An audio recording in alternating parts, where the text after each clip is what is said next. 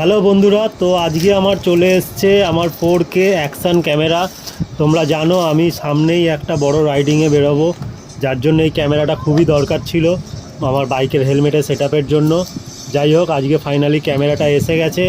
এরপরে একটা খালি মেমোরি কার্ড কিনলেই হয়ে যাবে। তোমাদের সাপোর্টের জন্য আজকে বন্ধুরা আমি 400 ক্রস করে গেছি।